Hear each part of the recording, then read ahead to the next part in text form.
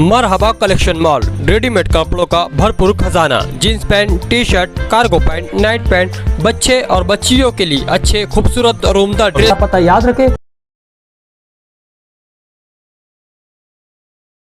लड़ाई लड़ूंगा मैं करप्शन के खिलाफ। करोड़ों का जो भ्रष्टाचार जम्मू में हुआ है उसके खिलाफ आंदोलन हमारा जारी रहेगा। हम पीछे नहीं हटेंगे। जो ढंग से औरत को लगा के मुझको झूठा गुनाह दाखिल किया गया है, कोर्ट पे भरोसा है, अल्लाह की ज़ात पे भरोसा है, इंसाफ मिले।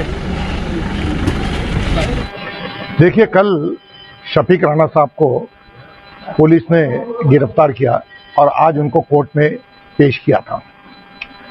पुलिस ने 2 दिन की पुलिस कस्टडी मांगी थी। उनका कहना था कि हमको तफ्तीश करना है, इसके 2 दिन की पुलिस। उनका कहना है कि तफ्तीश करना है, कपड़े जब्त करना है, ब्लड सैंपल लेना है, मेडिकल एग्जामिनेशन करना है। हमने भी कोर्ट के शफीक राणा की तरफ से बहस की और कोर्ट को बताया कि भाई जो पुलिस कस्टडी रिमांड के कोई ऐसे ग्राउंड नहीं है, इसलिए इनको मजिस्ट्रेट कस्टडी में लेना चाहिए। ये जो शफीक राणा साहब है, ये एमएलए वर्किंग कमेटी के चेयरमैन है, एमआईएम पार्टी के एक्टिव वर्कर है।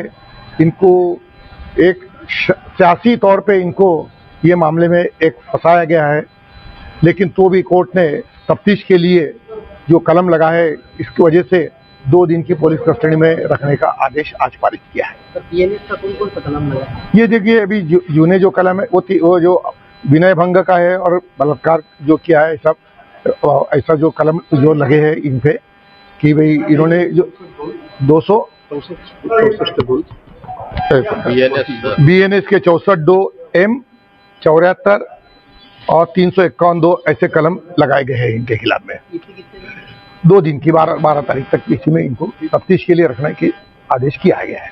रिकवरी है कुछ?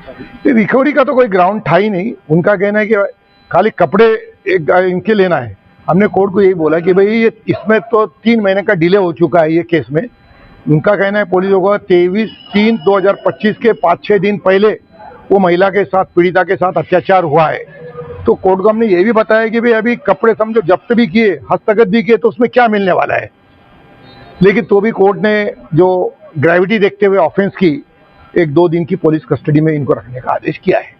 सर, इसमें अगर सैंपल लेने की बात आई है तो महिला के भी सैंपल लेंगे ना, तो ले सकते हैं। देखो, पुलिस को महिला की भी मेडिकल एग्जामिनेशन होंगी, इनकी भी मेडिकल एग्जामिनेशन होंगी। कपड़े जो उनको हस्तगत करना है, कपड़े भी हस्तगत कर सकते हैं। वो तो पुलिस का तफ्तीश का भाग है।